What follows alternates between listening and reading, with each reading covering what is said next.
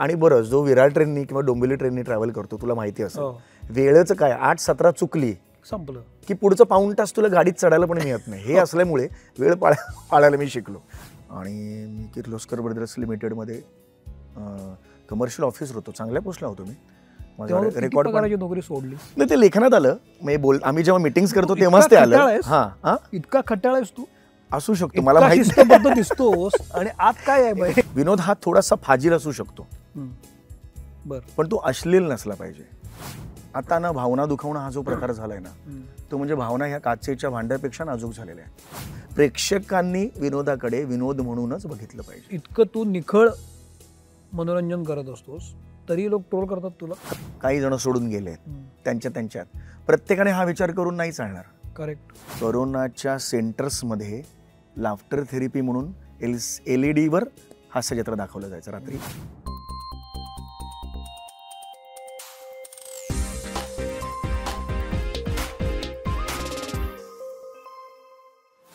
नमस्कार मित्रमणीमध्ये मी सौमित्र पोटे तुम्हा सगळ्यांचं स्वागत करतो. दिवाळीच्या खूप खूप शुभेच्छा तुम्हा सगळ्यांना. आणि या दिवाळीनिमित्त आज खास पाहुणे आपल्याकडे आलेले आहेत. फार मी वेळ घालवत नाही तर तो आहे आपल्या घराघरात पोहोचलेला लाडका अभिनेता समीर चौघुले. समीर, मी तुझं खूप स्वागत करतो. थँक्यू. दिवाळी तुमच्यासाठी नवीन नाही कारण तुम्ही नेहमीच फटाके फोडत असता वर्षभर आणि लोकांना हसवता. पण उपचार म्हणून तुलाही खूप शुभेच्छा दिवाळीच्या. तुलाही पुढचं वर्ष खूप छान छान जावं. तुलाही खूप खूप शुभेच्छा. आता तू भेटलास म्हणजे जाईल ते. हास्यजत्रा, सोनी मराठीवरची हास्यजत्रा हे निमित्त झालं कारण आपण घराघरात पोचतो त्यानिमित्तानं आपण बोलतोय. पण मला नेहमी असं तुझ्याकडे बघितल्यावर वाटतं ना की इतकी सगळी वेगवेगळी कॅरेक्टर तू करत असतो, ती लोकांना आवडत असतात. पण त्याच वेळेला हे सगळं करत असताना त्यातला ताजेपणा जो असतो ना तो सतत आहे. तो कुठंच कमी झालेला नाही आहे किंवा शिळा वाटत नाही आहे. हे नाविन्य जे असतं, नवीन वर्ष, नवीन गोष्ट, नवीन काहीतरी करावं असं वाटणं, ही तर आशा आहे ना. दिस इज होप. ॲब्सोल्युटली. हे जे तुझ्यातलं नाविन्य टिकवून ठेवणं ना स्वतःतलं, हे कसं जपतोस? नाही, मला असं वाटतं सौमित्र की हा मंच खूप कठीण आहे. हा खूप चॅलेंजिंग आहे. आणि तो एक तुमचा परफॉर्मन्स उत्तम झाला की तुम्हाला ती पूर्ण पाटी पुसायला लावतो आणि नव्याने ती लिहायला लावतो. हे जे नव्याने लिहिणं आहे ना ते तुमच्या आत्तापर्यंतच्या अपेक्षा, प्रेक्षकांच्या आत्तापर्यंत तुम्ही केलेलं काम, स्वतःबद्दलच्या अपेक्षा, या सगळ्या गोष्टींना गृहीत धरून ते नवीन पाटी लिहिणं असतं. आता तुम्ही प्रेक्षकांना असा काही परफॉर्मन्स देऊ शकत नाही की प्रेक्षकांचा विरस होईल. कदाचित एखाद्या परफॉर्मन्सने होत असेल पण प्रयत्न तरी माझे 100% असतात की उत्तमच करायचं आणि काहीतरी नवीन करायचं. हे जे चॅलेंज आहे ना, दररोज तुम्हाला काहीतरी वेगळं नवीन द्यायचंय आणि ते आजपर्यंत दिलेलं सोडून नवीन द्यायचंय. करेक्ट. हे मुळात तुम्हाला सुचायला हवं, जे लिखाणातून उतरलं पाहिजे. मी स्वतः एक लेखक असल्यामुळे मला माहिती आहे लिखाणातून ती प्रोसेस सुरू होते की यावेळेला मी काहीतरी असं दिलं पाहिजे.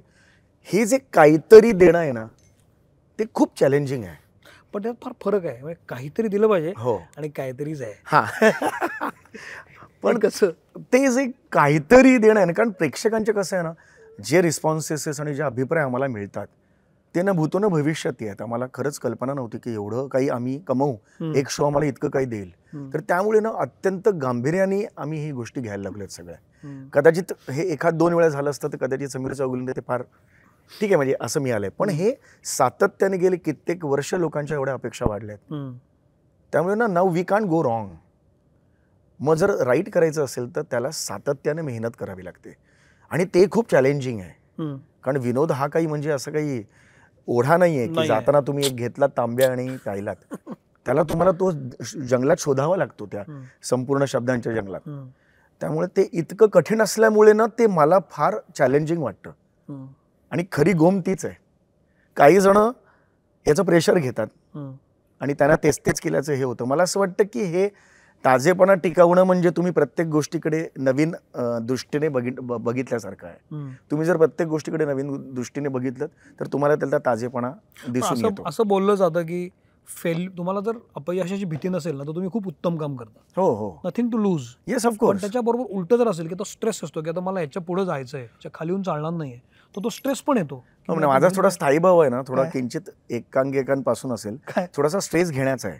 अच्छा. म्हणजे कामाचा थोडासा स्ट्रेस घेतलं ना मी, म्हणजे मी बाकीच्या एखाद्या कामाबद्दल तर एवढं काम करत असतील तर माझं एवढ्यापासून काम सुरू होतं ते. अच्छा.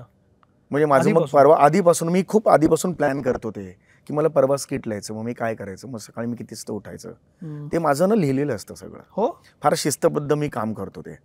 मग माझ्या लेजर मोमेंट्स सुद्धा मी लिहिलेले असतात, जशा की दुपारी एक मीटिंग असते दुपारी 2 वाजेपर्यंत, 2 ते रात्री 10 झाली की मग रात्री मी त्या दिवशी मीटिंग नंतर विषय निघालेला असतो माझा, मग रात्री मी वेब सिरीज लेजर असतात माझ्या, मला ॲक्शन फिल्म्स बघायला आवडतात, मी त्या बघतो. मग दुसऱ्या दिवशी 2 विषय राहिलेले असतात, ती मीटिंग सुरू होते 11ला. 11च्या आधी सकाळी उठून जो माझा विषय निघाला आहे त्याची मिनिमम 2 पानं मी लिहिली पाहिजेत, असा मी अलिखित नियम माझ्यासाठी घालून दिलेला आहे. तर मग मी सकाळी 6:30-7ला उठतो, त्याचे पॉइंटर्स सगळे ऐकतो आणि माझ्या 2 पानं का होईना मी लिहूनच काढतो. मग त्यामुळे काय होतं, जेव्हा दुसरी मीटिंग सुरू असते त्यामुळे मला ऑलरेडी शिजत असतं डोक्यात माझ्या काय विषय आहे. ती मीटिंग संपते 2 वाजता, मग मी परत जेवतो आणि झोपतो, तेही ठरलेलं असतं माझं. 4:30-5 वाजता उठलो की 7:30-8पर्यंत माझं ठरलंय अख्खं स्किट झालं पाहिजे. 2 पानं ऑलरेडी झाली आहेत, तुला फक्त अजून 2 लिहायचे आहेत. मग एक ड्राफ्ट माझा 7ला संपला पाहिजे, हा नियम आहे माझा अलिखित. अच्छा.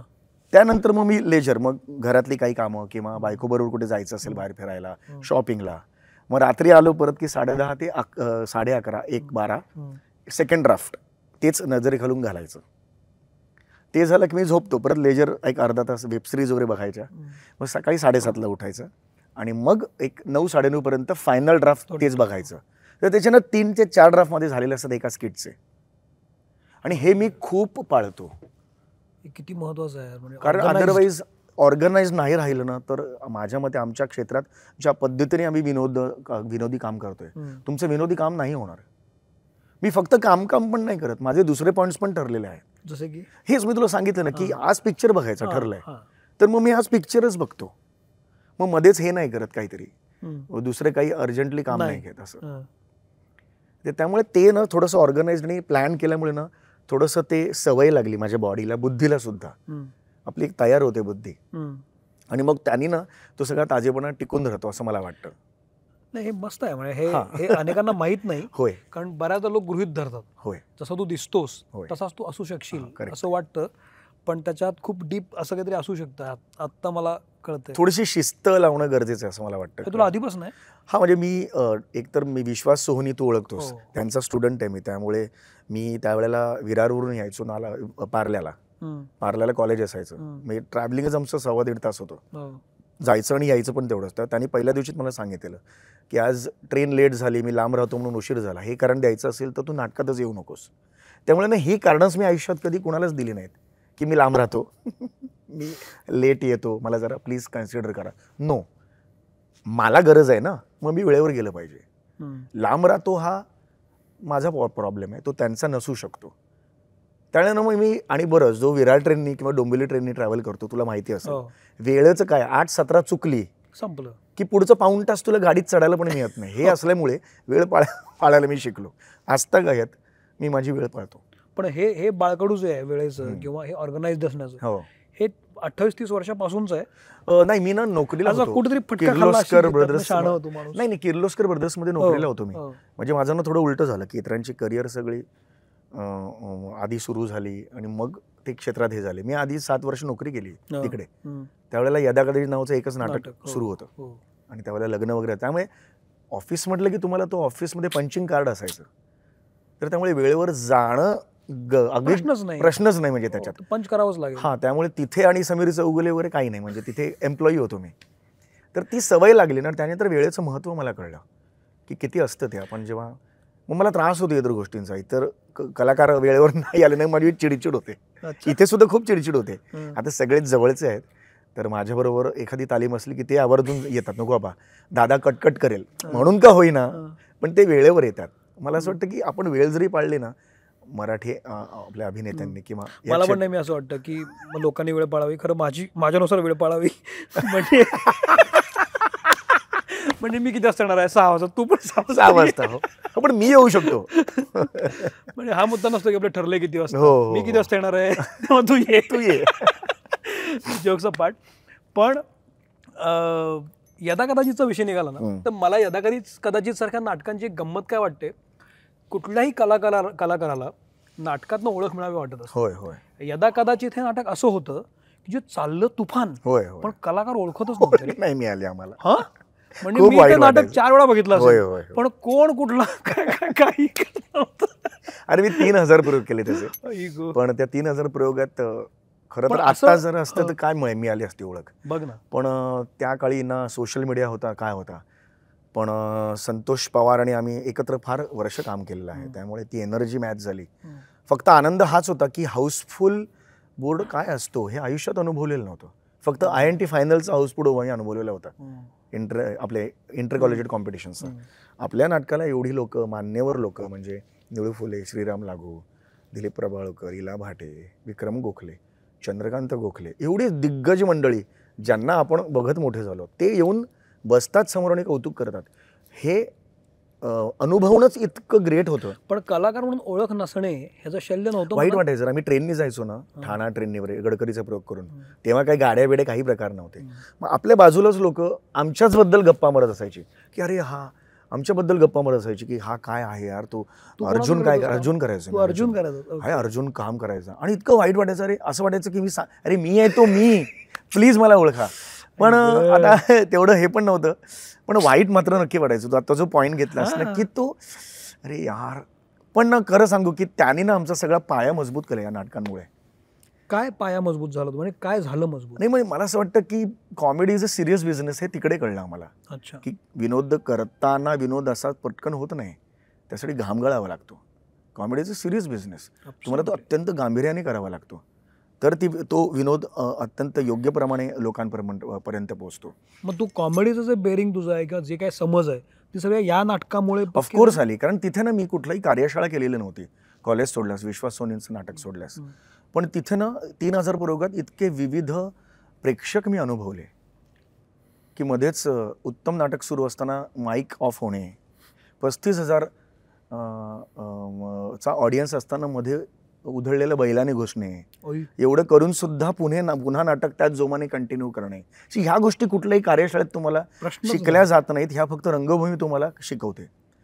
तर मी संतोष पवारचे त्यासाठी आभार मानेन की असं नाटक माझ्या आयुष्यात त्यांनी दिलं की खूप काही ते शिकून गेलं. आणि पुढे संतोष पवार सारखी मंडळी, संतोषचं खूप मोठं कॉन्ट्रीब्युशन आहे, कारण त्यानिमित्तानं नवा क्राऊड नाटकाला मिळाला. अगदीच. आणि त्यांनी ट्रेंड सेट केला तो वेगळ्या नाटकांचा.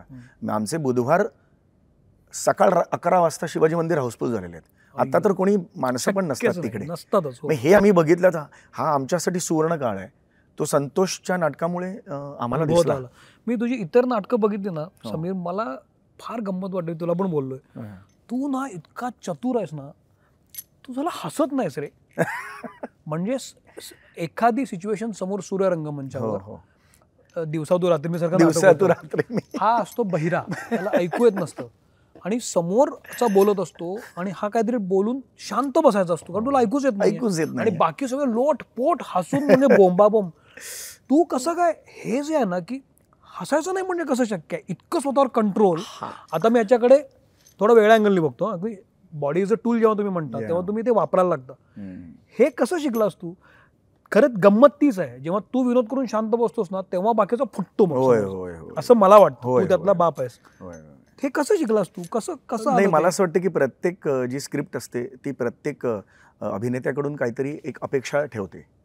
त्या अपेक्षा माझ्या ह्या आहेत की मी जर बहिरा असेन तर मला काहीच नाही ऐकू गेलं पाहिजे, तर मग मी का हसेन हा मुळात प्रश्न मला लागतो.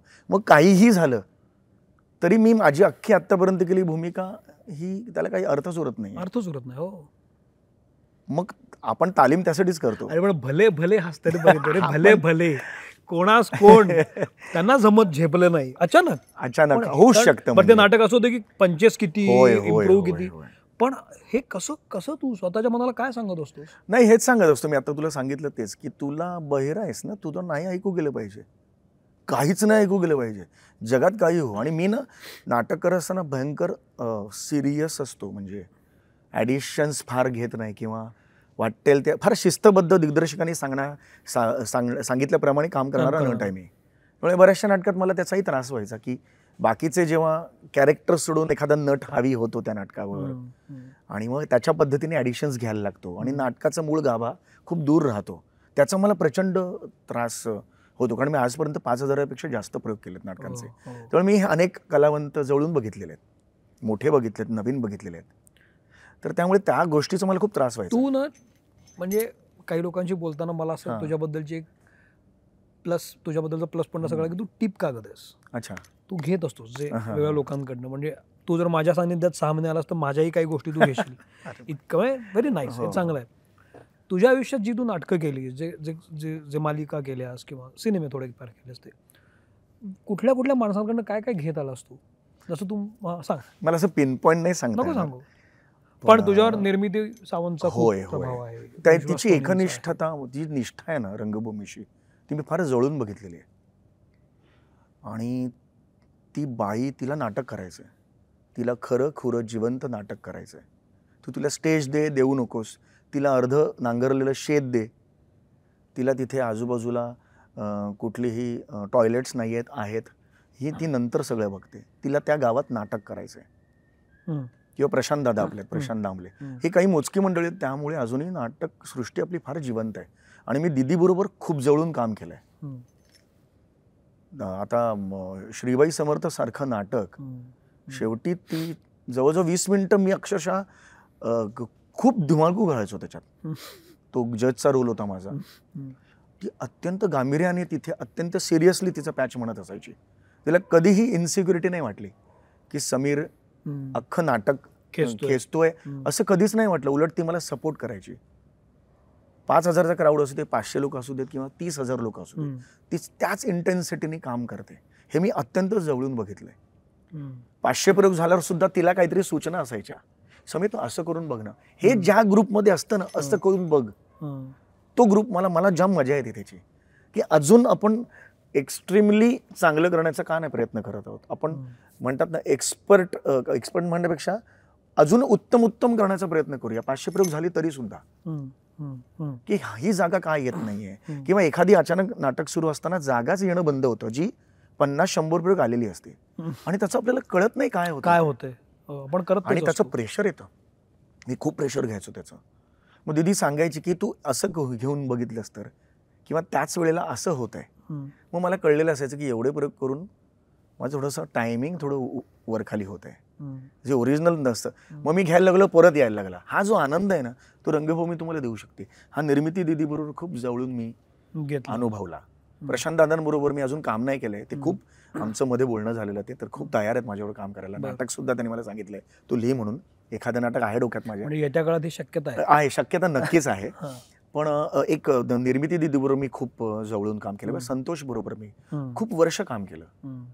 त्याचा जो हजरजबाबीपणा आहे किंवा झपाटले पण त्याचा आहे. एका रात्रीत त्यांनी अनेक नाटकं लिहून काढलेली आहेत. दिवसातून रात्री मी हे नाटक त्यांनी एका रात्रीत लिहून काढलेलं आहे. कमाल पटेल वर्सेस धमाल पटेल हे गुजराती नाटक, त्याचं त्यांनी मराठीत एका रात्रीत लिहून काढलेलं आहे. आणि शो मस्ट गो ऑन ही त्याची जी नेहमीचं हे असायचं. काही झालं तरी सुद्धा कॅन्सल नाही झाला पाहिजे, प्रयोग रद्द नाही झाला पाहिजे. मग आयत्यावेळेला तू रिप्लेसमेंट ही कर ती कर करून प्रयोग उत्तम झाला पाहिजे. ही अनेक गोष्टी मी दामू केंकरेंकडे सुद्धा एक नाटक केलेलं आहे. म्हणजे मी स्वतःला खूप भाग्यवान समजतो. घडीचं सिंहासन नावाचा त्याचा एकच प्रयोग झाला, पण मी प्रयोग एक जरी झालेला असला ना तरी मला त्याची 20 दिवसांची तालीम आहे ना, ती मला खूप हे आता खूप हे वाटते. विजय केंकरेंबरोबर, चंदू सरांबरोबर किती वर्ष काम केलंय. सिनेमा पण केला. सिनेमा मी 2-3 केले. काम तर खूप केलं त्यांच्याकडे. मी स्वतः माझं पहिलं लिखाण त्यांच्याकडे सुरू केलं, टिकल ते पॉलिटिकल मध्ये. विश्वास सोहुनी, ज्यांनी आयुष्यात सगळंच दिलंय मला. त्यांनी मला आयुष्यात शिस्त शिकवली. त्यांनी मला रंगभूमी काय असते, म्हणजे त्यांनी आमच्याकडून त्या काळी ते तेंडुलकर आणि हे वाचून घेतले ना, म्हणून हे कळले आम्हाला. आज तेंडुलकर जेव्हा आपण नाटक घेतो तेव्हा पहिल्या पानभर त्यांचं जेव्हा त्यांचं सेट लिहिलेलं असतं ते लिहितात की उजवीकडे खुंटीवर अमुक अमुक लटक, एवढं हे असतं नाटक. स्क्रीन प्लेच असतो, म्हणजे तो स्क्रीन प्ले असतो, तुम्हाला डोळ्यासमोर व्हिज्युअलाइज होतं अख्खं नाटक. हे कोण करतं ना एवढं. आताच्या काळामध्ये विश्वास सरांसारखी माणसं असायला हवी. तो टक्का मला वाटतं. आणि शिस्त ना, म्हणजे म्हणतात ना, ते म्हणतात ना, दुसरं काही नाही, एकच वेडे पण डोक्यात नाटक, दुसरं तुमचे पर्सनल काहीच नाही. झपाटलगत आम्ही काम करायचो त्या काळी. म्हणजे आमची ही अफेअर्स झाली, लग्न पण झाली त्यांच्याच बरोबर, तिच्याच बरोबर. पण त्या काळी मला आठवत नाही की आत्तासारखे रोज आम्ही काही कुठे गेलो असेल. 6-6 महिने नाटकच करायचो आम्ही. ती पण नाटकं असायची. त्यामुळे आम्ही कुठे पिक्चरला जाऊया आज वगैरे हे बोलणंच नाही व्हायचं. हे झपाटले पण ना विश्वासने आमच्या डोक्यात टाकलं. किती छान. इम्प्रोव्हायझेशन त्यांनी आम्हाला शिकवलं, जे आत्ता खूप उपयोगाला येतं. एक विषय तो देऊन जायचो ऑफिसला. आम्ही दिवसभर, मी पुष्कर श्रोत्री, आम्ही सगळे स्वप्नानिल जयकर, संजोत वैद्य, हे सगळे आम्ही, उदय नेने, मानसी कुलकर्णी, आम्ही सगळे ते इम्प्रोव्हाइज करायचो. आणि संध्याकाळी तो आल्यावर बघायचा 20 मिनिटं. स्किटच आहे ना ते. बरं वाईट हा प्रश्नच नाहीये, तेव्हा वाईटच करायचो आम्ही. पण मुद्दा तेच आहे की ही सवय लागणं की एका लाईनच्या 100 लाईनी करण्याची कुवत निर्माण करणे स्वतःकडे, यासाठी बुद्धी चालवणे, ही सवय आम्हाला त्याकडे लागली. खूप वर्ष सातत्यानं काम करतोय. जवळपास आता 27-28 वर्ष झाली असतील. 28 ते 29 वर्ष. हा, म्हणजे सातत्यानं काम करतोय. पण फेम म्हणशील तर तो आत्ता गेल्या 4-5 वर्षात मला वाटतो तुला हास्य जत्रामुळे तो आला. फेम, नाव आणि सगळं हे घेतलं गेलं कसं तुझ्याकडनं? तुला कधी जाणीव झाली की आता हे यायला लागले माझ्याकडे, जे मी इतके वर्ष वाट बघत होतो? नाही, त्याची ऑफकोर्स सगळ्यांनाच आवड असते की आपण कलाकाराला तेच स्वप्न असतं की लोकांनी आपल्याला ओळखावं. चुकीचं नाही. पण म्हणजे हास्य जत्रा सुरू झाल्यावर म्हटलं कडेलोट झाला. म्हणजे मी एवढं आयुष्यात म्हणतात ना ते सगळेजण इडियट बॉक्स म्हणतात टेलिव्हिजनला, पण it's not an idiot box. It really builds your life. की नेहमी मला विचारलं जातं की कुठलं माध्यम तुला सर्वश्रेष्ठ वाटतं. तर मी सगळ्या माध्यमांना इक्वली मानतो, कारण मी सगळीकडे काम केलंय. आणि मी रंगभूमीला जास्त काम आणेन कारण तिकडे मी तयार झालो. तिकडे जर अर्धवट कच्चा पाया झाला असता कदाचित एवढी मजल मारली नसती. पण टेलिव्हिजनला मी ॲज कम्पेअर्ड टू फिल्म किंवा चित्रपट मी कमी नाही मानत. आज त्यांच्यामुळे आमच्यासारखा चेहरा कानाकोपऱ्यात पोचलाय जगाच्या. मग तुम्ही टेलिव्हिजनला, आज टेलिव्हिजन पेज मी वेल. आज माझी ओळख त्यांच्यामुळे तयार झाली आहे. आज लोक भरपूर प्रेम करतात. म्हणजे ते आम्हाला सेलिब्रिटी नाही समजत, ते आम्हाला त्यांच्या घरातला एक सदस्य समजतात. ही केवढी मोठी कॉम्प्लिमेंट आज हास्य जत्रेच्या सगळ्या कलाकारांना मिळते, नॉट ओन्ली मी. तर मला असं वाटतं की टेलिव्हिजनमुळे आज आम्ही इथे आलेलो आहोत. तर त्यांना तुम्हाला असं कुठल्याही क्षेत्राला कमी लेखून चालणार नाही. हे सगळं फेम आणि ह्याची सवय नव्हती. आणि मी जेवढं यश बघतोय ना त्याच्यात दुप्पट मी अपयश बघितलंय. आणि मला हे पक्क माहिती आहे सौमित्र की हे आज ना उद्या जाणार आहे, हे मला पक्क माहिती आहे. ते जाणार नाही याचा मी प्रयत्न करेन शेवटपर्यंत. पण हे कायमस्वरूपी राहणार नाही आहे. आज समीर चौगुले सगळ्यांना आवडतोय, आज कोणीतरी दुसरा काही वर्षांनी येणार आहे जो समीर चौगुलेची जागा घेणार आहे. तो समीर चौगुलेपेक्षा उत्तम असणारच आहे. तर त्यामुळे हे डोक्यात जाणं हा प्रकारच होऊ शकत नाही. एकतर आम्ही विश्वास सोनींचे विद्यार्थी आहोत, त्यामुळे यश डोक्यात जाणं वगैरे प्रकारच नाही आहे. आज एकही स्किट आमचं काही एखादं फसलं तर आज समीर चौगुले म्हणून मला काय वाटणार आहे, चलता एवढे की स्किट केले, असं नाही होत. ते माझं फेल्युअर आहे ना. ते दॅट मीन्स तू अजून टॉप ऑफ द वर्ल्ड नाही आहेस. तू अजूनही चुका करतोस अजूनही. सो आय मी देवाचे आभार मानतो की हे फेल्युअर माझं आयुष्यात देतं ते. त्यामुळे मी जमिनीवर राहतो की स्वतःलाच मी सांगतो की बाबा थांब जरा, गेलं स्किट ना खूप पाडलंयस तू, जरा थांब, ओढू नकोस.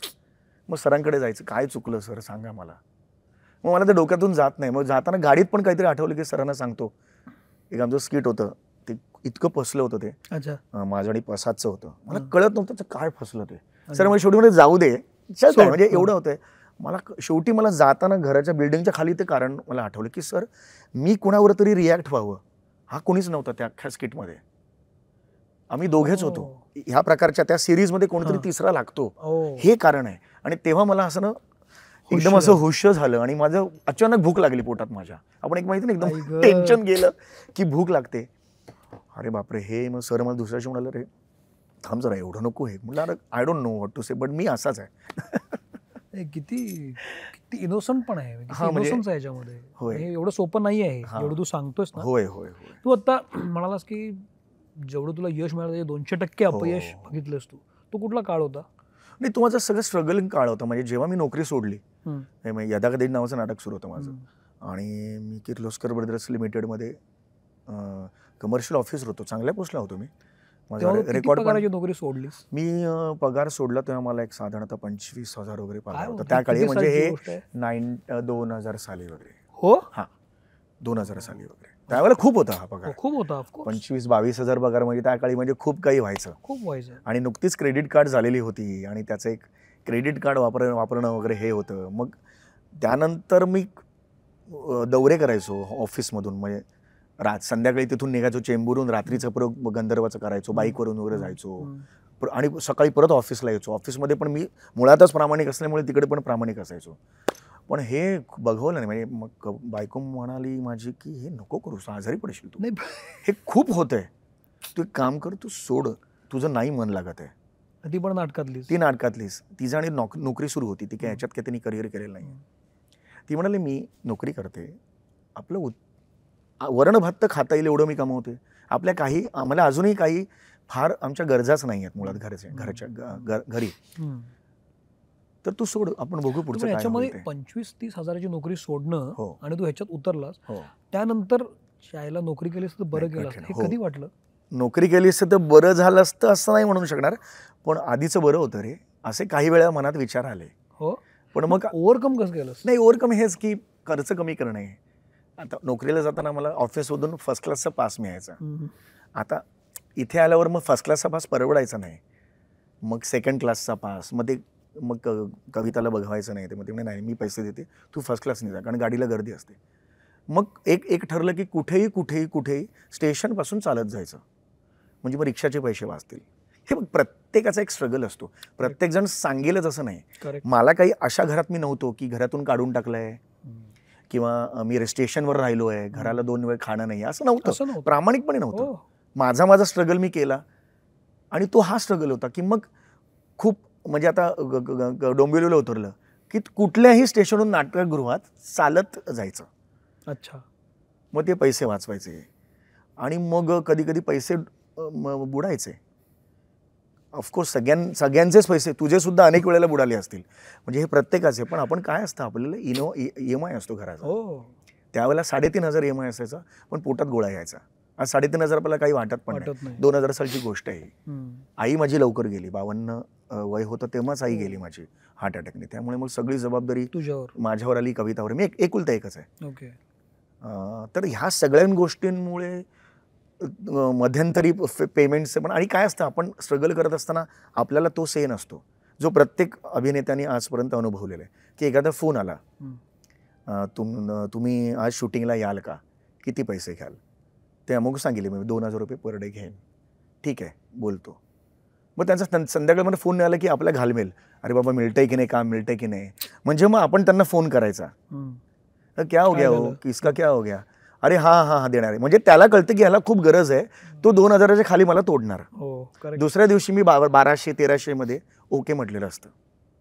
हे जे फंड आहेत ना, ते आम्ही सुद्धा अनुभवलेलं आहे. ही प्रोडक्शन किंवा हे त्यांचाही बिझनेस आहे, माझीही गरज आहे. आणि अनिश्चितता किती आहे. आता कसं मी एक सांगू शकतो की मला एवढं द्या, नाही तर मी नाही करणार.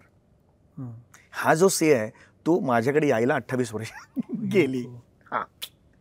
पण मला काही रिग्रेट नाही आहे त्याचा, कारण शिकत आलो, त्यामुळे थोडं हळू आलं पण चांगलं आलं. या सगळ्या स्ट्रगलचा तू जे आता लिहितोस हास्यजत्रामध्ये आणि सातत्यानं नवनवीन प्रयोग करत असतोस, माणसांना टिपतोस, अनेक माणसं याच्यात आणतोस, तर त्याचा किती उपयोग होतो तुला याच्यामध्ये? खूप होतो मला अक्षरशः. म्हणजे ह्या विनोद जेव्हा मी एक्सक्लुझिव्ह विनोद करायला लागलो, की मी एकदा ठरवले की काय करायचं, तर मी विनोद याच्यात जास्त कम्फर्टेबल आहे. असं नाही की मी वेगळी भूमिका, चंद्रमुखीमधली वेगळी भूमिका केली, पण आपला पिंड कुठला आहे, आपण सोंगाडे आहोत, आपण दादा कोंडकेंचे शिष्य आहोत, आपण चार्ली चॅप्लिन, पु ल देशपांडे यांचे शिष्य आहोत. तर विनोद करायचा, तर मग आता काय करायचं या विनोदात, तर मग स्वतःला ग्रूम करायचं सातत्याने, की काय त्यासाठी काय करायचं. तर टिपणं आपला जो प्रकार असतो, की ऑब्झर्वेशन, जे पु ल देशपांड्यांनी केलं. पु ल देशपांड्यांचं व्यक्ती आणि वल्ली हे नाटक जे मी सुद्धा केलेलं आहे, ते माझ्यासाठी म्हणजे गीता आहे, भगवद्गीता आहे. सगळ्या माणसांची व्यक्ती, इट इज ऑल ऑब्झर्वेशन. खरी गोष्ट. मग त्याचा नुसता अभ्यास करायचा, ते नुसतं हे नाही करायचं, नुसतं वाचून नाही काढायचं, त्याचा अभ्यास करायचा की हे त्यांना कसं सुचलं असेल. हे सखाराम गटने लिहिताना याच्या तोंडात खिळे बसवल्यात का चापखेन्याचे, हे वाक्य त्यांना कसं सुचलं असेल, याचा थोडासा अभ्यास करायचा. मग त्यांनी कुठे बघितले असतील का हे. मग पुलंनी आम्हाला शिकवलं की स्वतःवर विनोद केलेला सर्वश्रेष्ठ विनोद असतो. पुलंच्या साहित्यात तू सामान्य माणसाला त्यांनी नायक स्थानी बसवलेलं आहे. बरोबर आहे. हो कुठलंही साध्य काही हो समोरच्या कोनाड्यात उभी हिंद माता, बेमटेरावांचं नाव घेते, माझा नंबर पहिला, म्हणजे बेमटेराव फुलं देशपांडे आहे. पु ल देशपांडे. हो हो तर हा किती ग्रेट नाही विचार आहे. म्हणजे चार्ली चॅप्लिन मध्ये पण मला ते वाटतं, कारण ऑफकोर्स. तो सर्वसामान्य माणूसच आहे ना. आणि ते देव आहेत माझे दोघे, पुलं आणि चार्ली. तुझ्याशी बोलताना चार्ली चॅप्लिन आलेच पाहिजे. तर त्यांना ना ऑब्झर्व केलं की मग आम्ही आमचं काय केलं, आम्हाला सवय लागली कुठल्याही एखाद्या कार्यक्रमात गेलो आणि असं काही विसंगती दिसली ना तर आम्ही लगेच एकमेकांना फोन करतो. आता बघ, पुलंच्या आयुष्यात हजारो माणसं आली, हो पण आपल्याला सखाराम गटणे माहिती होय. आहे, अंतू बर्वा माहिती होय आहे, होय बरेच लोक आहेत. होय. तसं तुला आवडलेली व्यक्तिमत्व कोण आहेत? नाही, मी आवडलेली व्यक्तिमत्व पुलंची म्हणतोस का? नाही, तुझ्या माझी आयुष्यातली. नाही, मी अगदी खरं सांगू, एक लोचन मजनू नावाचं कॅरेक्टर हो, करतो. हो, हो. तर त्याचा असा विचार होता की तो एक निवेदक आहे, हो रसिक हो. रसिको म्हणणारा. तर मी ना एका कार्यक्रमात बघितलेलं होतं, तो रसिको ना फार त्या म्हणणाऱ्याला कमी ज्ञान होतं, पण तो ना तिथल्या तिथे गोल गोल फिरत होता. म्हणजे ना तो फॉर एक्झाम्पल एखादा हे असेल, रसिको हो आपल्या समोर आता गाणं समजा सादर मी कर- तुझ्या समोर आहे, हां. तर कसं बोलायचं तू? नमस्कार, हे सौमित्र पोटे आता इथे आपल्यासमोर बसलेले आहेत. रसिको, सौमित्र पोटे यांच्याबद्दल मी काय म्हणणार रसिको? रसिको, सौमित्र पोटे. रसिको सौमित्र म्हटलं तुम्हाला रसिको वाटेल की सौमित्र म्हणजे हे कविता करतात. नाही रसिको, ते वेगळे सौमित्र आहेत. रसिको हे सौमित्र पोटे रसिको हे वेगळे आहेत. जर ते घेतले तर ते कविता करतात. बघ मी आता ना दोनच हे देतोय माहिती आहे की ते एक पण 10 वाक्य झाली माझी. असा एक मी बघितलेला होता. तर सरांनी जेव्हा सांगितलं की तो असा असेल, वेडा असेल, तो इतका त्रास देणार नाही, त्याचा 500वा प्रयोग होत्या. तो 500वा प्रयोग काही होऊ देत नाही. मनोमिलन स्वरच खेळे अविट रागिणीचा. तो जगात कुठेही गेले तरी तो 500वा प्रयोग होऊ देत नाही. मग सरांना मी पहिल्या यायला सर म्हणलं तू हे असं नको बोलूस. म्हटलं सर मी बोलतो आणि ते वर्क होणार बघा सर. तर सरांनी माझा विश्वास ठेवला, थँक्स टू सर. कारण त्याने काय होतं, मला ना त्याचं कारण देता येते. दरवेळेला हे काय आहे याचं वेगळं कारण तो देतो की तुम्हाला वाटलं की समोर तुमच्या बसलेला हा तरुण तगडा उमदा मनुष्य हा असं का बोलतोय. तर असं त्याच्या मागे एक फार मोठी घटना आहे आणि तो त्याची घटना सांगतो. हे असं का झालं की मी सुईत धागा होत होतो रसिको. तर सुईत धागा होताना आपण धागाने मी असं करतो, मी सुई केली आणि सुई लागली, ही एक गोष्ट झाली. किंवा त्याने एक फ्रेंच उंटाचा मुका घेतला होता, तो सांगतो. म्हणजे असे ना दरवेळेला तो त्याचे वेगवेगळी कारण देतो आणि असे ना काही हे मिळून गेले त्याच्यात. पण हे करण्यासाठी वाचन तुला करावं लागेल. ऑफकोर्स वाचन तर करावंच लागेल ना, लेखक म्हणून. ऑफकोर्स करावं लागतं वाचन. आणि तुला सांगू, ऑब्झर्वेशन सध्याच्या ह्याच्यातनं तुला ना माणसं, आता लग्नात गेलो की तुला माणसं ऑब्झर्व करायला मी खूप शिकलो. काही तर आम्हाला घडलेल्या घटनांवरून एका थिन लाईनवरून, आता एका लग्नात मी गेलो होतो तेव्हा असे ज्येष्ठ नागरिक मला भेटले होते. अरे चौगुले भेटा असं तसं. आणि मग त्यांनी सुरू केलं की मी एक तुम्हाला गोष्ट सांगतो, याच्यावर हास्यचित्रित करा. ती गोष्ट तो माणूस 1.5-2 तास सांगत होता मला. मी जे व्हायला होता माझ्या बाजूला होता, ती संपतच नव्हती. ह्याच्यावर एक माणूस असतो आणि तो जात असतो आणि तो जॉगिंग, त्याला वाटत होतं ते जबरदस्त आहे. ते मी स्किट केलेलं होतं आमच्या इकडे, ते कॅरेक्टर बघून सेम तसाच माणूस केलेला होता मी. See it is all about observation. मला वाटलं तू ऑब्झर्विंग पीपल ना, तुम्हाला खूप काही गोष्टी मिळतात आणि त्या कुठेतरी तुमच्या याच्यातून बाहेर पडतात. हा सुमारिया चौगुलिया कसा आला बाहेर? ते मोठे सर आणि गोस्वामी सरांचं डोकं आहे ते की काहीतरी एक पहिलं स्किट जे आम्ही केलं ते आणि त्याची एक मोलकरीण असते, त्यांचं नातं आहे ते की ते एवढं एकमेकांना एवढं ते टाकून बोलते ती, पण तिचं ना प्रेम आहे तिच्यावर, ती सोडून नाही जात. ती म्हणते तुझ्या घरात कामच नसतं मला, हे काय कचरा, थोडं केस काढते ओढते आणि टाकते आणि मग त्याचा कचरा काढते. म्हणतो बावळट आहेस काय, केस काय टाकतेस तू खाली, मग काम तर करा, एवढं खाताय मेलं. असा तो त्याचं कॅरेक्टर आहे. आणि त्याला ना तो मुळात गायक नाही आहे, त्याला वाटतंय तो गायक आहे पण तो अत्यंत थुकरट गायक आहे. पण त्याचा आब एवढा असतो की माझं गुरुकुल आहे आणि हे, कारण हा जो म्हणजे मी जे पोर्ट्रे करताना माझ्या डोक्यात असा विचार आला की हा ना कुठल्या तरी कार्यक्रमाला शेवटच्या रांगेत बसला असणार. मोठमोठे असतात ना, राहुल देशपांडे, आनंद भाटे वगैरे, आणि त्यांना ऑब्झर्व करत असणार आणि स्वतःचं एक स्वप्न असणार की मी असा बनावं, आणि तो त्याच्या विश्वात तो तेवढं बनायचा प्रयत्न करतो. मग काय मजा येईल. किती छान. ही जी मध्यमवर्गीय मानसिकता आहे ना की फार त्याचे पैसे बुडत आहेत, 6 महिने तिला पैसे देऊ शकलेले नाहीये. बरं त्याला फक्त शास्त्रीय गाणं येतं, त्याला ते एक जण येतो बंदूक ठेवतो आणि म्हणतो चल पंजाबी घ्या, तुला नाही येत पंजाबी, तो काहीतरी विचित्र ऐकलेलं गातो. इव्हन ते पण बघितलं मी, लावणी तुमची जुगलबंदी होती ती पिकल्या. तिला फक्त एवढं माहिती काहीतरी केलंय त्यांनी, कुठेतरी बघितलंय, घरात टीव्ही नाहीये त्याच्या. पण हे तुम्ही इम्प्रूव्ह करता तिथं? इम्प्रोव्हाइज करतो का तुम्ही लिहिलेलं तू नाही, लिहिलेलं? आम्ही जेव्हा सरांनी सांगितलं सर आमची प्रोसेस काय असते मीटिंगची, तर त्या म्हणजे फॉर एक्झाम्पल हां ती शिकवायला लागते, मी पण गाणं शिकवते आणि मी पी शिकवते पहिल्यांदा, पी. अरे हे कसं काय असू हा ते सुचलं आता, ते बोलता बोलता सुचलं ते का पिकल्याचं पी शिकवलं, म्हणजे अरे असं नसतं रे. हे इम्प्रूव्ह बनायला का तुझ्या लेखनात आलंय? नाही ते लेखनात आलं, म्हणजे आम्ही जेव्हा मीटिंग्स करतो तेव्हाच ते आलं. हा इतका खट्याळ आहेस तू? असू शकतो, मला माहिती शिस्तबद्ध दिसतोस आणि आत काय आहे? बघ तुला आत थोडासा असा असल्याशिवाय विनोद होत नाही, लक्षात घे. अत्यंत गंभीर स्वभावाने विनोद होत नाही. तू आयुष्याला शिस्त लावायलाच पाहिजे तुला. आता ते मी परवा कुठलं बघितलं की देवाकडे काय मी अक्कल मागायला गेलो पण टक्कल मागितलं. असं म्हणतो देवाकडे कधी अक्कल मागितली नाहीस का? तो म्हणतो मी मागितली होती पण फंबल पडला आणि टक्कल बोललो, तर देवाने टक्कल दिलं. आता हे जे आहे ना, तू जे मला मागायचं मी असा शिस्तबद्ध आहे, मी एवढं काम करतो, आणि ते कुठं आहे आणि हे कुठं आहे? अरे पण तू मी आयुष्याला शिस्त लावली, दॅट डझंट मीन की मुळात मी स्वभावाने असा आहे. Very true. पण हे दोन पर्सनॅलिटी वाटतात मला. असू शकतात.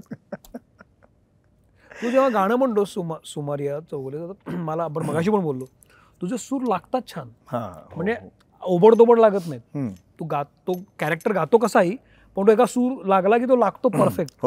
आणि मला असं नेहमी वाटतं की तू गात चांगला असशील.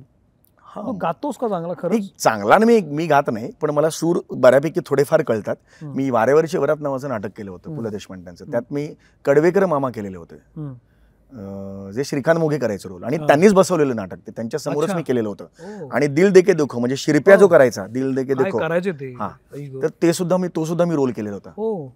आणि त्याला मग वन्स मोर वगैरे मी यायचं, आणि त्यात उगीच का कांता गांजिता हे नाट्यसंगीत त्या आहे गायचो आम्ही त्यावेळेला. तर त्यावेळेला एक पहिलं डेअरिंग केलं मी. आणि कॉलेजमध्ये असताना वगैरे गाणी म्हणायचो ऑर्केस्ट्रामध्ये वगैरे, हिंदी गाणी, मराठी गाणी वगैरे या टाईप आहे. हा म्हणजे ऑर्केस्ट्रात आपलं सगळं मज्जा म्हणून म्हणायचो असं. त्याच्यात काही पुढे मागे असं करूया ना तसं करूया काही नव्हतं. पण एक मला असं वाटतं की म्युझिक तुम्हाला फार वेगळ्या लेवलला नेतं, आणि it's kind of a meditation for you. मी लिखाण करत असताना सुद्धा ना सॉफ्ट इन्स्ट्रुमेंटल म्युझिक लावतो, हिंदी गाण्यांचं किंवा मराठी गाण्यांचं सॉफ्ट एकदम, किंवा राहुल देशपांडेचं अनप्लग लावतो बारीकचं, आणि मी लिखाण करतो. तर मी ते घुसतो लिखाणात, ती जर्नी म्हणजे एवढी स्मूथ होते ना. ते मगाशी तू बोललास की राहुल देशपांडेंचं गाणं तू ऐकत होतो आणि लिहिलं, आणि तू त्यांना फोन केलास. मी आजच फोन केलाय. काय काय बोलणं झालं? तू काय सांगितलं? नाही, मी त्याला सांगितलं की राहुल तू थँक्स, तुझे आभार मानायचे आहेत की तू माझ्यासाठी डिवाईन आहेस आणि यू आर ब्लेस्ड, आणि thank you very much for coming in my life. म्हटलं तू मला एवढं डिवाईन लेवलला नेऊन ठेवतोस ना, की बस I just want to say thanks to you. तो म्हणतो अरे really means a lot to me, आणि म्हणजे तू तर आजपासून फॅन आहेस माझा, मी तर कधीपासून फॅन आहे वगैरे. तो अगदी पूर्वीच मला सांगितलं हास्य जत्रेचं. पण तो राहुल देशपांडे हे वेगळं गणित आहे आणि वेगळं पाणी आहे, ते तुम्हाला सोडतं कुठेतरी नेऊन. नाही, मी हे का आत्ता सांगणं गरजेचं वाटलं मला, कारण जेव्हा दोन कलाकार एकमेकांना कॉम्प्लिमेंट करतात तेव्हा ते किती महत्वाचं असतं. ऑफकोर्स. आणि असं नसतं की नेहमी ईर्ष्याच असते, दोघंही एकमेकांचं कौतुक करत असतात, दोघंही एकमेकांना कॉम्प्लिमेंट करू शकतात. हे किती छान आहे. होय होय. हास्य जत्रावर यायचं आता परत, तर तू इतकी वर्ष काम करतोय आणि तू you are a senior most, तू कामानं, अनुभवानं, एकूण सर्व अर्थानं ही जी सगळी मंडळी आता येत आहेत, तर एक असा कार्यक्रमाचा बाज असतो जिथे दोघांच्या जोड्या असतात आणि मग ते त्यांचं काम करत असतात. तू आणि फॉर एक्झाम्पल विशाखा, तुमचं काम करा, तुमचं काम झालं, अशा स्वरूपाचं एक कामाचे स्वरूप असते. पण इथं तसं होत नाही, तर तुम्ही सगळे मिळून काम करता.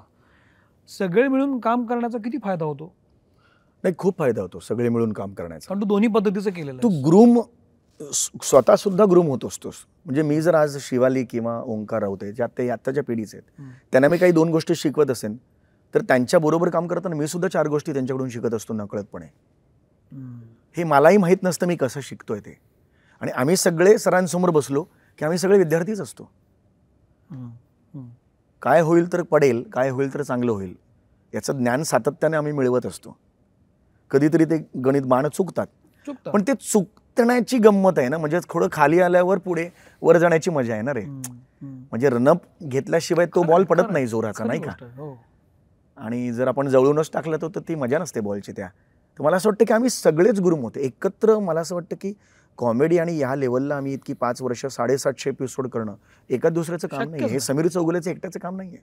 ह्याच्यामागे प्रत्येक लेखकाने इनपुट्स दिलेले आहेत माझ्या आत्तापर्यंतच्या सगळ्या कारकिर्दीत. तू जे मगाशी बोलता की आपण विनोदामध्ये तू जास्त कम्फर्टेबल आहेस. होय. सोंगाड्या आपण दादा कोंडकांचे वारस. ऑफकोर्स. तर दादा कोंडके तर त्यांनी बहार जोडून दिली. अगदीच. तुम्हीही त्याच पद्धतीनं करता आहात काम तुमच्या लेवलवर. विनोद जेव्हा आपण म्हणतो ना त्याचा एक थिन लाईन आहे त्याच्यामध्ये. तो कधी घसरू शकतो आणि कधी तो वर येऊ शकतो. तर ही थिन लाईन काय आहे जी आपण पाळली पाहिजे असं तुला वाटतं? ती मला असं वाटतं की ती स्वतःच्या सतसत विवेकबुद्धीला ती थिन लाईन स्पष्टपणे दिसली पाहिजे. ती जरी थिन असली तरी. आम्ही जेव्हा करतो तेव्हा आम्हाला आम्ही एवढंच स्वतःला सांगतो, इट्स अ फॅमिली शो. हा शो आई बाबा आजी आजोबा आणि त्यांची नातवंड सुद्धा एकत्र बघणार आहेत.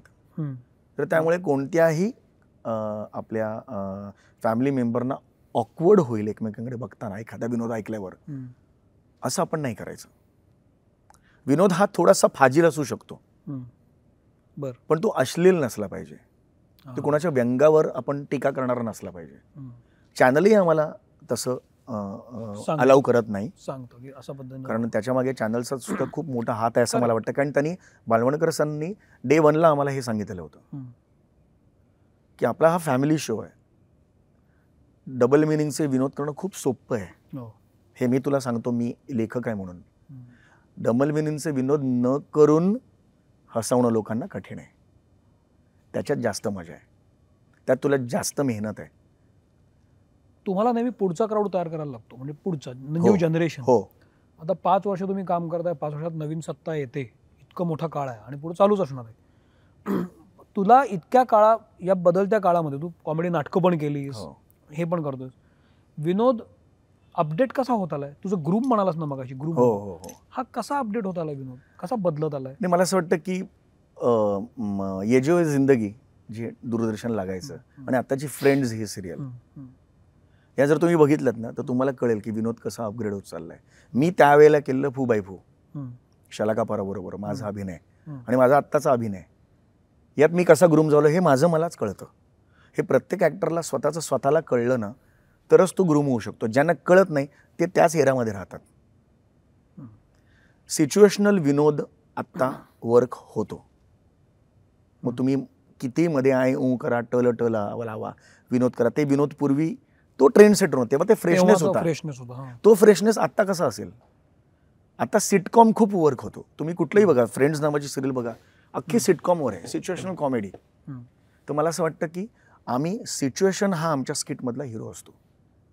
समीर चौगुले त्यातला नायक नसतो त्या स्किटचा. समीर चौगुले त्यातला एक पिचलेला कलाकार असतो, सिच्युएशननी पिचवलेला. किंवा समीर चौगुलेमुळे दुसरा कोणतरी पिचलेला असतो, जसं लोचन मजनूमध्ये. त्यात समीर चौगुले नायक नसतो. जर तो पिचलेले पण दाखवलंच नाही त्यांनी, तर समीर चौगुले एकटा काय करणार आहे? समीर चौगुले एकटा काहीच करू शकत नाही. इट्स अ टीम वर्क, हे आम्हाला सगळ्यांना पक्क माहिती आहे. विनोदाची खूप मोठी जबाबदारी असते. विनोद अनेक गोष्टी साध्य करू शकतो, जे चॅपलिननी केलं. होय. विनोदातनं त्याने कारुण्य पण आणलं, विनोदातनी त्यांनी बंडखोरी पण आणली. डिक्टेटर सारखा सिनेमा त्यांनी हिटलरवरच भाष्य केलं डायरेक्ट. म्हणजे एवढी ताकद त्या विनोदामध्ये आहे. तू चॅपलिनचा भक्त आहे, सगळेच आहेत, म्हणून मी हे म्हणतोय. तुम्ही आता विनोदातून मनोरंजन करता, निखळ हसवता, कारुण्य त्याच्यामध्ये कधी कधी असतं, पण विनोद भाष्य पण करतो ना. ऑफकोर्स. आणि तो भल्यांवर भाष्य करू शकतो, ती ताकद त्याच्यामध्ये आहे.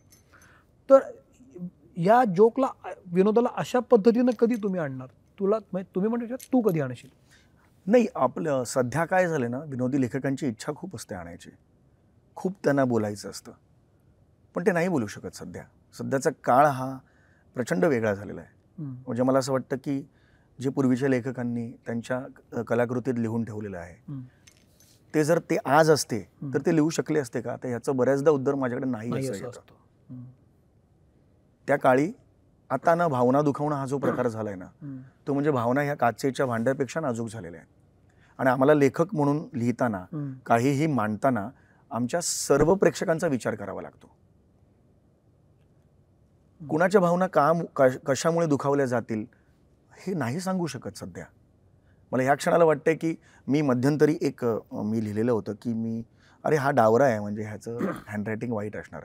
तर काही डावऱ्या लोकांनी मला मेसेज केले की आम्ही डावऱ्या, तुम्ही असं कसं म्हणता, आमचा हस्ताक्षर चांगलं नाही आहे का. आता याला काही सीमाच नाहीये कशाही दुखावून बोलू घ्यायला. शकतो. ह्या सीमारेषा नुसत्या वाढत आहेत त्या. खरंच त्या आत आल्या पाहिजे सीमारेषा सगळ्या, तर लेखकांना मोकळं रान मिळेल. काय व्हायला पाहिजे, काय केल्यामुळे हे होईल? मला माहित नाही. प्रेक्षकांनीच थोडंसं विनोदाकडे विनोद म्हणून बघितलं पाहिजे. तुम्ही प्रत्येक विनोद जर स्वतःच्या आयुष्याला लावायला लागलात. मध्यंतरी शोकसभेचं एक स्किट केलेलं, खूप चांगलं झालेलं. तर कुणाच्या तरी घरी कोणीतरी गेलं होतं, तर ते म्हणाले आम्हाला फार ऑफेंडिंग वाटलं. ते हे होतच राहणार ना, कुणाच्या तरी घरी कोणीतरी जातच राहणार. आपण त्या विनोद त्या स्किट मधल्या त्या माणसाच्या घरी ते झालंय असं का नाही बघत. हे माझं घर आहे आणि माझ्याबद्दल हा माणूस बोलतोय असं का प्रत्येक वेळेला आपण ते जाणवू. आणि सध्या काय झालंय, ट्रोलिंग नावाचा प्रकार झालाय.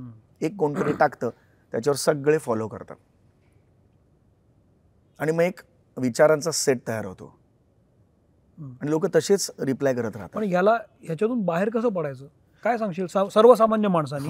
कारण तुला सर्वसामान्य लोकांची नाळ माहिती आहे, ते विनोदात मी खरं सांगू का, बाहेर कसं पडायचं? सर्वसामान्य माणूसांना फार अजूनही सजग आहे. तो यात भानगडीत पडत नाही. काही एकगठ्ठा लोक आहेत, ती कोण आहेत मला माहिती नाहीये. ते हे ट्रोलिंग उदयास आल्यानंतर त्यांना एक चेहरा नसलेली एक ओळख मिळालेली आहे की ज्या मनातली विकृती आहे स्वतःचं प्रोफाईल लॉक करायचं आणि ह्या विकृती संपूर्ण मांडायच्या. ती मी त्यांच्याकडे मी हल्ली चिडत नाही, कारण मला असं वाटतं की त्या त्यांच्या मन मोकळे करायला एक फ्लश आहे तो. अनेक वेळा आयुष्यात त्यांना खूप अशा लोकांना सामना करा. इतकं तू निखळ मनोरंजन करत असतोस तरी लोक ट्रोल करतात तुला? करतात की. आणि माझं असं अजिबात म्हणणं नाही ना की मी प्रत्येकाला आवडायलाच हवा. असू शकतं ना की नाही, पण दुखवणं प्रकार नाही. माझी ऍक्टिंग स्टाईल प्रत्येकाला आवडायलाच हवी असा काही नियम नाही. हे मला माहिती आहे पक्क. काही लोकांना नाही आवडत माझी स्टाईल, काही लोकांना दुसऱ्याची आवडू शकते, काही लोकांना ह्याला काढा होपलेस आहे, ह्याला काही उपयोग नाही, अशा सुद्धा कॉमेंट्स येतात. काही तर आवर्जून मी जिथे जिथे काय काय करेन तिथे जाऊन ते कॉमेंट्स करतात. तर मला त्याची मजा यायला लागली. मग त्याच्यातून काही विषय मिळतो का एखादा, तर मला 2 विषय मिळाले मध्ये. हे किती मोठं आहे गोष्ट की मला विषय मिळाले त्याच्यातून. पूर्वी त्रास व्हायचा मला, पण आता असं वाटतं की तुम्ही ते ग्रेसफुली स्वीकारलं पाहिजे. जेव्हा तुम्ही या कलाक्षेत्रात येता, टीकासुद्धा तुम्ही स्वीकारली पाहिजे. जर उत्तम टीका असेल ना तर मी सोशल मीडियावर सुद्धा रिॲक्ट होतो की मान्य आहे, आम्ही याच्यावर चांगलं काम करू आणि अजून चांगलं करण्याचा प्रयत्न करू, तुमच्या ह्याच्यासाठी धन्यवाद म्हणून. पण even it comes to your family आणि एका लेवलनंतर सर्टन लेवलनंतर ते टीका करायला लागतात ना, त्याला त्रास होतो त्या गोष्टींचा खूप. मग काही कालांतराने ह्या गोष्टींची सवय व्हायला लागते आणि मग काही कालांतराने ना तुम्ही ते ग्रेसफुली स्वीकारायला शिकलं पाहिजे, तरच तुम्ही ह्याच्यातून बाहेर पडू शकता. प्रेक्षकांनी विनोदाकडे विनोद म्हणूनच बघितलं पाहिजे. हे खूप महत्वाचं आहे. ही कॅप्सूल आहे, ही विनोदाची कॅप्सूल आहे. मी जर तुम्हाला डायरेक्ट सांगितलं की सौमित्र तू हे असं करू नकोस, तुला ऑफेंडिंग वाटू शकतं, म्हणून मी तुला ना एका कॅप्सूल विनोदाची कॅप्सूलच्या मार्फत देतो. बरोबर, ते तू कॅप्सूल घेतोस, तुझ्या शरीरावर औषध तेच काम करतं आतलं. खरी गोष्ट. पण तुला ते कॅप्सूल कडू लागत नाही कॅप्सूलमुळे. हे विनोदाचं मोठं कार्य आहे असं मला वाटतं. हे खूप खूप काम चालूच आहे तुमचं, म्हणजे मला अजिबात शंका वाटत नाही. तू लेखक असण्याचा खूप मोठा फायदा तुझ्यातल्या ऍक्टरला पण होतो. ऑफकोर्स कॉम्प्लिमेंट करतात एकमेकांना, कारण तू वन ऑन ओनली आहेस. या सगळ्यामध्ये हास्य जत्राचे सगळे कलाकार आहेत, तू खूप वर्ष त्यांना पाहतोयस, तर सगळे आवलीच आहेत, म्हणजे बेस्टच आहेत सगळे. पण वैशिष्ट्य काय सांगशील? तू इतके वर्ष काम करतोस, आता नम्रताचं, प्रसाद किंवा गौरव मोरे, अरुण, ही सगळी दत्ता, वनिता, काय यांची प्लस काय सांगशील? आणि प्रसाद तर ना एक सर्वोत्कृष्ट को आर्टिस्ट म्हणून मी प्रसादकडे बघतो. कारण प्रसाद बरोबर आम्ही इतकं काम केलंय स्किट या फॉर्मॅटमध्ये. आणि प्रसाद आहे ना जेवढा स्पॉन्टेनियस आहे ना ते त्याच्या डोळ्यात दिसतं. आमचं ना डोळे बोलतात स्किटमध्ये. बऱ्याचदा डोळ्यांनी तो आम्हाला कळतं की तो काहीतरी टाकणार आहे किंवा मी काहीतरी टाकणार आहे आणि तो रिॲक्ट होतो. हे जे आहे ना हे मला प्रचंड आवडतं. हाच फायदा आहे या मंचाचा, जिथे तुम्हाला ह्या गोष्टी अनुभवायला मिळतात की तुम्ही जरी शूटिंग म्हटलं ना तरी हा रंगमंचच आहे. ही एकांकिका आहे, फक्त ती एकांकिका 16 मिनिटाची छोटी आहे. पण हे क्रिकेटच आहे ना, 2020 असलं तरी हे क्रिकेटच आहे. तर ती मजा मला प्रशाबरोबर येते. त्याला क्राफ्टिंग कळतं बरोबर, तोही लेखकच आहे, तोही लेखक असल्यामुळे. तर एक मजा आहे. नमा मला असं वाटतं की खूप कमी अशा स्त्रिया आहेत, महिला कलाकार आहेत ज्या नमासारख्या आहेत. नमा माझ्या मते आत्ताच्या घडीला मराठी इंडस्ट्रीतली अद्वितीय कलाकार आहे. मी तिला विनोदी नाही म्हणत, ती कलाकार आहे. प्रचंड ताकदीची आहे ती. आणि मुळात ती स्वतःच्या बाबतीत खूप अनप्रेडिक्टेबल आहे. ह्या त्याचा प्लस पॉईंट आहे. तिला माहित नाही ती काय करू शकते आणि ती त्या क्षणाला ते करते. हे खूप मोठं आहे. तुला ज्या क्षणाला तुला कळतं ना की माझ्याकडे आज कार आहे, तर तू ती दाखवायला लागतोस कार. मग त्यात जरासा कृत्रिमपणा येतो. तुला माहितीच नाही तुझ्या मागे एक मोठी कार आहे, तू नॉर्मल असतोस, मग ती कार जास्त उठून दिसते. असं आहे ते. असं आहे ते. खरी गोष्ट आहे. शिवाली एक आहे, ती मी तिच्यावर खूप काम केलेलं आहे. ती एक वेडी आहे, चेतना, अत्यंत सिन्सिअर चेतना. ती तिच्यासारखी सिन्सिअर नटी नाही बघितली मी. आणि ह्या सगळ्या आहेत ना, ओंकार राऊत आहे किंवा आता नवीन आलेली ईशा आहे किंवा वने आहे आमची, प्रियदर्शनी आहे, रोहित माने, हे सगळे जे आहेत ना, किंवा आमचा श्याम तर Shyam Rajput has really surprise me. अच्छा. रिसिव्हिंग एंडला म्हणजे रिॲक्शन जिथे देतो तिथे त्याचा खूप प्रॉब्लेम होता काही वर्षांपूर्वी. पण आत्ता गेले काही महिन्यात त्यांनी इतकं अप्रतिम वर्क केलंय त्याच्यावर की त्याचा डिपेंडेबल ऍक्टर झालाय आमचा रिसिव्हिंग एंड. अच्छा. म्हणजे पिचले पण जो दाखवू शकतो ते खूप कठीण असतं. तो इतकं अप्रतिमपणे दाखवतो. एक तर बलदंड आहे तो असा, आणि तो जेव्हा गळवाया करून रडतो ना, ते इतकं विसंगती दिसते ना, फार फनी दिसतं ते. हे शिवाली, ह्या प्रिया, ह्या अजूनही touch wood by God's grace, बाप्पाच्या आशीर्वादाने एखादं हल्लं स्किट अजूनही नर्वस होणार आहेत. ज्या क्षणाला ह्यांचं नर्वस होणं बंद होईल ना सौमित्र, त्या दिवशी माझ्या मते त्यांनी हे सोडावं मंच, किंवा मी सोडला पाहिजे. सगळ्यांसाठी आहे, किंवा मी सोडला पाहिजे. ज्या दिवशी मला असं वाटेल की नर्वस तुम्ही झालाच पाहिजे, तुमचे अपयश हे मिळालंच पाहिजे तुम्हाला, तरच मग तुम्हाला ना अलर्ट राहता तुम्ही. जिवंतपणाचं लक्षण आहे ते. शेवटच्या टप्प्याकडे तो शेवटचा प्रश्न विचारतो मग आपण थांबू. की ह्या सगळ्या गोष्टी सुरू असताना, विनोद निर्मिती सुरू असताना, ॲज अन ॲक्टर मला असं वाटतं की हास्य जत्रामुळे जेवढं एक्सपोजर तुला मिळालं आहे किंवा जेवढी फेम तुला मिळालं ते बेस्टच आहे. म्हणजे अमिताभ बच्चन साहेब असू देत, लता दीदी असू देत, हे सगळ्यांना माहिती आहे. ते मी आता परत सांगत बसत नाही, पण ते एव्हरीबडी नोज. पण एका विशिष्ट जागेपुरताच उजळून निघालायस तू ही. पण अशा अनेक खूप गोष्टी आहेत जिथं तू असायला हवंस असं मला नेहमी वाटतं. हे माझं व्यक्तिगत मत आहे. म्हणजे उदाहरणार्थ चित्रपटांमध्ये दिसलास पण चंद्रमुखीसारखा एक येऊन गेला पण अजून नाही दिसलेला, किंवा नाटकातनं तू आलायस पण आता नाटक कुठं आहे. म्हणजे मला असं वाटतं की प्रशांत दामले असू देत किंवा निर्मितीत आहे, त्याच्यानंतरची पुढची फळी आहे ज्याच्यामध्ये लोक खेचतील, जे लोकांना खेचतील त्यापैकी तू एक मला वाटतोस की तुला बघून पुन्हा लोक येतील रंगमंचाकडे. तिथं तू कधी दिसणार आहेस? असं होतं का की या सगळ्यामुळे एक खूप अडकलेपण आलंय किंवा नाही? मला एक्झॅक्टली कळलं तुला काय म्हणायचं ते, की साचले पण आलंय किंवा अडकले पण आलंय. अडकले पण निगेटिव्ह शब्द आहे, तेवढा पुरताच राहिलोय आपण. अजून या गोष्टी एक्सप्लोर व्हायला हव्यात. नाही, मला असं अगदी प्रकर्षाने नाही वाटत तसं. कारण मला असं वाटतं की ह्या सगळ्या गोष्टी थोड्याफार फरकाने मी करत आलेलो आहे. आणि मला असं वाटतं की ना, मला तुला नशिबात जेव्हा असेल ना त्यावेळेला ते मला मिळणार आहे. काही चित्रपट असे असतील, काही नाटकं अशी असतील जे मी करणार आहे. मी करणार नाही असं नाही म्हणत आहे, ते मी करणार आहे. पण तुम्ही जेव्हा एखादा मोठा टेलिव्हिजन शो करता त्यावेळेला ना तुम्ही काही नियम, तुम्हाला अलिखित नियम पाळावे लागतात. तुम्हाला त्यांच्याशी एकनिष्ठता ठेवावी लागते. अदरवाईज प्रत्येक ॲक्टरने असा विचार केला, ज्या शोनी तुम्ही मोठे झालेले आहात तो शो रन कसा होणार. करेक्ट आहे. हो. आज मी म्हटलं की मला पिक्चर मिळतात, मी पुढचा महिनाभर नाही आहे. आज दुसऱ्या एका ॲक्टरने म्हटलं मी नाही आहे, कसं होणार? हा शो रन कसा होणार? ज्या शोमुळे तुम्ही मोठे झालेला आहात. अगदी मान्य. हो. त्या शो तुम्ही ॲग्रीमेंट केलेलं आहे चॅनल बरोबर, त्या चॅनलमुळे तुमचं घर उत्तम चालतं. अगदी नाही, या गोष्टी आहेत. एकनिष्ठता खूप महत्त्वाची आहे माझ्या दृष्टीने. मग थोडंफार मला आयुष्यात कमी मिळालं ना तरी मला चालेल. मला रात्रीची शांत झोप पाहिजे.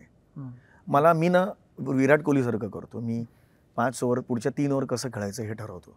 मी पुढे 10 वर्षांनी काय होणार आहे याचा प्रामाणिकपणे आजपर्यंत विचार नाही केला. हे कुठे माझं काही प्लॅन केलं होतं मी. आता बच्चन साहेब किंवा लता दीदी किंवा एवढे सगळे दिग्गज आयुष्यात येतील हे मला माहिती पण नव्हतं. हे स्वप्न माझं खूप दिले देवाने मला. तर मला असं वाटतं की जे माझं ड्यू आहे ना ते मी घेणार. वा. हा माझा 100% आत्मविश्वास आहे माझ्यावर.